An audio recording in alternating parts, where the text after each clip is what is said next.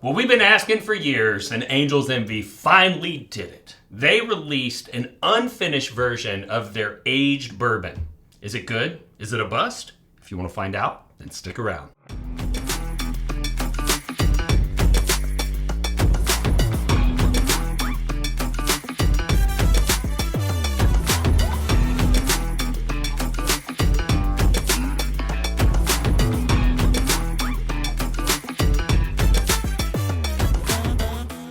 All right, for those of you at home, need to introduce my guest, Conrad, Patreon supporter, all-around good guy, went to Kentucky, picked up some bottles that I haven't reviewed yet, offered them up to the channel, and now here we are, drinking whiskey and having a good time. Middle of the day, middle of the week. It's a good life to live, right? Good life to live. So what was special about this was they announced that they were going to do this bottle and bond, unfinished, but it was a distillery-only release. Yeah. And you could go online and order it and then pick it up on a particular weekend. Yeah.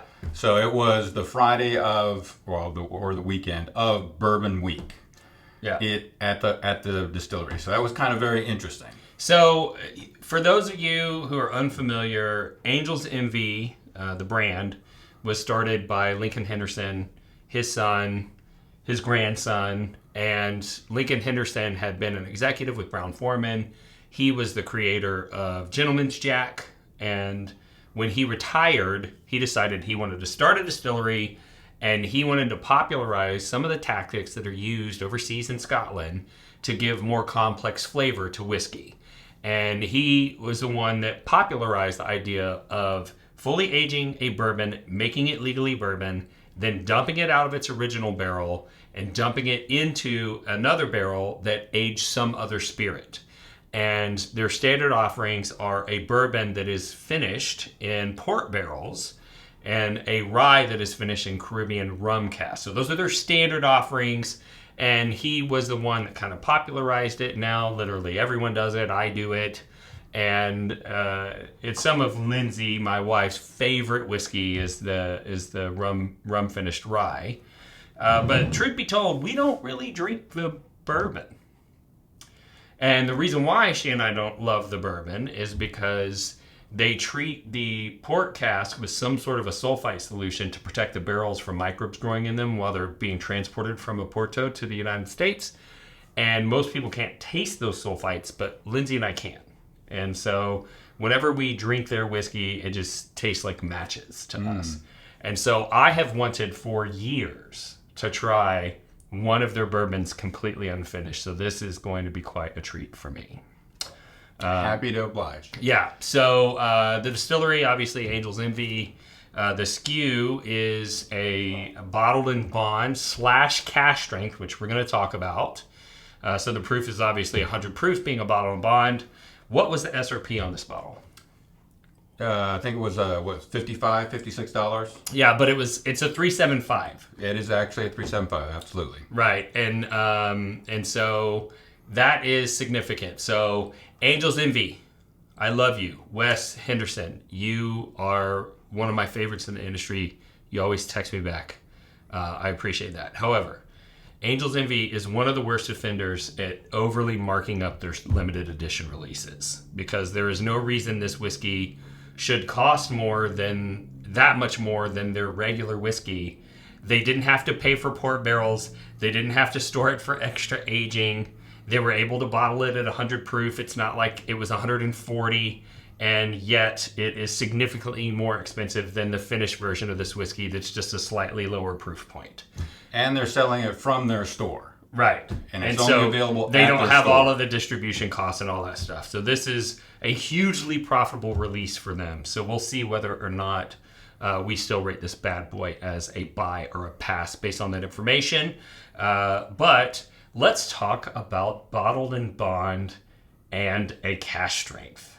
So what were you able to find out about this release? So the interesting thing about bottle and bond is normally you can't get cask strength because it's always going to be 100 proof. Right. But in this particular situation, they actually had a specific recipe where they took their specific low proof barrels, mixed it with some high proof barrels, and got it as close as possible to 100, and then made sure that all of the casks were bottle and bond. So in this particular case, they were saying they blended 27 low proof and 2 high proof barrels, and that's how they come up with the 100 proof cask strength.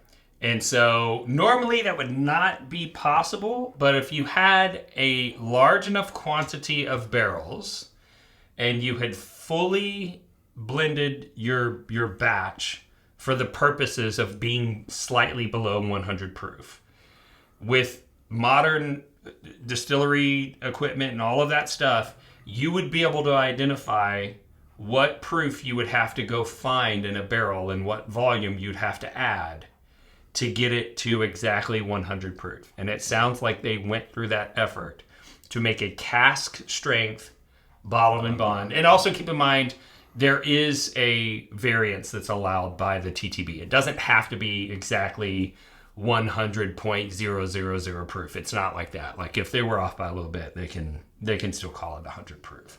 Yeah, it's not exactly 100. It's very close. Right. Because of the number of barrels they're talking about. Right. And so I think it's interesting that they decided to put in that effort, because when I first heard of a cask strength bottle and bond, I was like, I call bullshit. I call bullshit. But it turns out they actually put forth the effort. And the other thing that's interesting is that if you were going to do this kind of project, I would think that you'd want access to a very large number of barrels, but they didn't have access to a large number of barrels, or at least not everything that was at their disposal, because everything had to come from one distilling season, which is 6 months of the year. And so it's not as if when they got done, they're like, we have to go find a barrel that's exactly 80% full that has 127.6 proof whiskey in it. And they go, oh, I found one over here. Oh, that one won't work because it's not from the right distilling season. So there was a lot of effort that was put into making this cask strength and bottled and bond. Maybe that's what the extra cost is from. All that labor. So I can't blame them. They obviously put a lot of effort into doing it. So, yeah, sure. All right. Well, let's nose it and taste it up.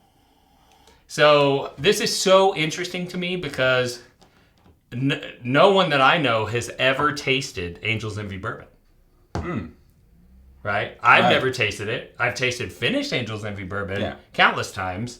I've tasted various finishes, but I've never tasted the unfinished bourbon. Yeah, this is their first unfinished. So and so that's unique. Yeah, and so the identifying characteristic for me of any bourbon is the fruit note. That's how, well, unless it's beam and then it's probably nutty. But the fruit note is one of the identifying characteristics. And on this whiskey, I am getting a very strong cherry note, which is probably my favorite fruit note to find in a whiskey. So go ahead and take a sipperoo of the whiskey, and then after you've sipped the whiskey, take a whiff of that there vial, and see if you also are detecting a little bit of cherry. I don't know. My sense of smell is not that great. Not that great? Now, what I find interesting is I had some of this at the distillery because they had to taste it, and I didn't care for it. Really? But now that I have it here, I actually kind of like it. It is actually kind of good. I like it. Yeah. There's also just a tiny hint of banana runt. You smell? Can you even smell this? No. My Yeah. sense of smell is not good. But luckily, they come with a card. Here's the They're not tasting going to notes. say it smells like bananas. So, to nose, they said lightly caramelized sugar, vanilla wafers with a hint of banana pudding. Okay, Banana all right. pudding. They did say banana. All right. Here on the palate, they say sweet and balanced, honey latte, light fruit syrup, and toasted oak. Yeah. I would say that this has a very similar profile to 1792 without the smoke. Okay. So 1792 it has like a nice cherry, a nice banana runt, but it's usually pretty smoky. And I don't get any of the smokiness on this. Obviously, Yeah, I'm not sensing any smoke. caramel. You're going to get vanilla. You're going to get caramel on any bourbon because they're new charred oak containers, and oak has vanillin in it, and it has sugar, and the sugar gets caramelized, and so you're going to have those too.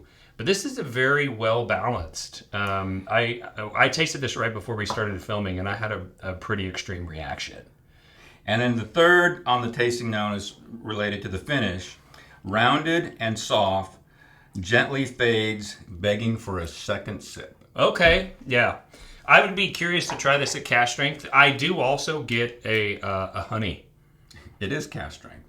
Oh, well, at a higher proof. Yeah, I'd be interested to try this at a higher proof than 100 proof. But I'm also getting a honey on this, but really nice profile. Yeah, it is nice. This is for me. I like this profile. All right. Now, I'll say that one of the reasons I approached Randy and said, hey, you want to try this out was because I knew Lindsay liked Angel Envy, at least certain ones. Right. And so while she can't be here today, I like to see what her response would be to that. I can already tell you Lindsay's going to love this whiskey. I have, if nothing else, developed a palate that can identify what my wife's palate will think about things. And so I'm constantly running up to her and going, try this, which makes it fun whenever I'm blending large profiles for, like, the Prideful Goat. Because she doesn't know if somebody sent me a sample and I want her to see what I experienced in the sample, or if she's making a $250,000 decision. She has no idea. But I have literally brought her a blend before from the Prideful Goat, and she tasted it and goes, "Oh, that's good." And I go, "Good, because I made a $250,000 of it for you." So yeah. So let's give the people a little bit of a rating. I'm a fan of this. I'm gonna rate this probably at like 91. This is an A effort for me. I really like this whiskey. Where are you at on this one? I know you didn't like it when you first tried it. Yeah, when I tried this at the distillery with some other Angel Envy, and I think they also had some chocolate to kind of sort of taste it different. I didn't like it as much, but now having it is like, I do enjoy it much better. So I would put it somewhere between 85 and like 91, like you were saying. Yeah. Okay. Absolutely. Yeah, this whiskey would not play well with dark chocolate. It would strip out all the fruit and sweet flavors, and it would probably taste very similar to a bitter vodka after chocolate. I would not have this with dessert. This whiskey needs to be sit by itself, in my opinion. So buy or pass at $55.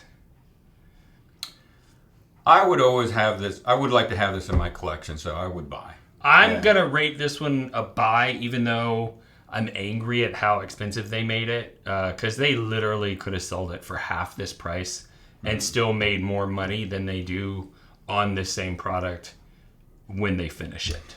And they're taking advantage of this being in the distillery sale, yeah. right? Well, and maybe if they ever go to wider distribution, the price will come down. I don't know.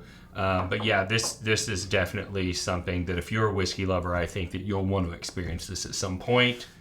So it'll be interesting to see if they come out with a release next year and something like that. We always give away some whiskey. So we normally give away 1 ounce samples. So how many 1 ounce samples? I'm willing to give away 5. 5 1 ounce samples. And I have like a Heaven Hill Bottle and Bond. If you want to kind of do bottle and bond kind of comparison, I'm willing to include that so that you can have just a bottle and bond comparison. I've also, I think, got a Bardstown Bourbon Company bottle and bond. Just 5. So just a bottle and bond kind of comparison. Okay, that is super generous. So there's going to be 5 1 ounce sample winners. There's going to be 3 samples in each pack. All you have to do to enter to win is like this video, subscribe to the channel, ring the bell so that you get notifications of future content pieces and future giveaways, because we do one in every video. And most importantly, go to YouTube, scroll down below the video player, and there is a video description. And in there is a link called the free giveaway. And you click that link, give us your basic contact information. We run a randomizer, post it publicly on YouTube, post for accountability, reach out to the winners, get your address, and ship your samples absolutely for free.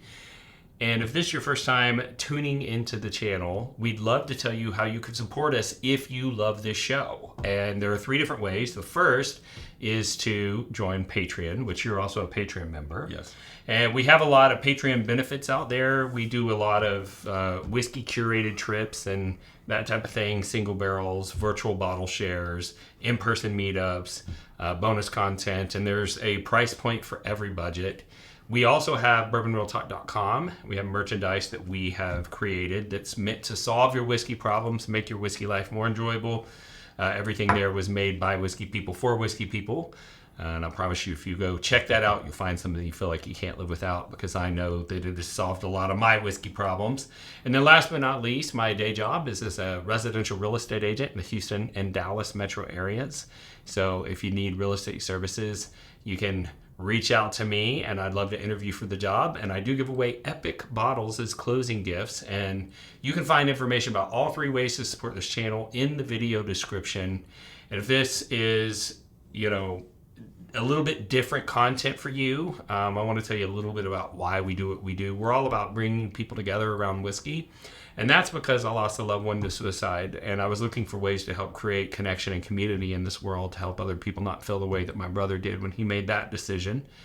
And I saw how whiskey was bringing people together, and I thought maybe if I can get you connected to whiskey, whiskey will do the rest of the job and connect you to others. But if you're going to have connection, you need to have a forum, and a lot of the forums out there have negativity in them from individuals that I generally refer to as trolls.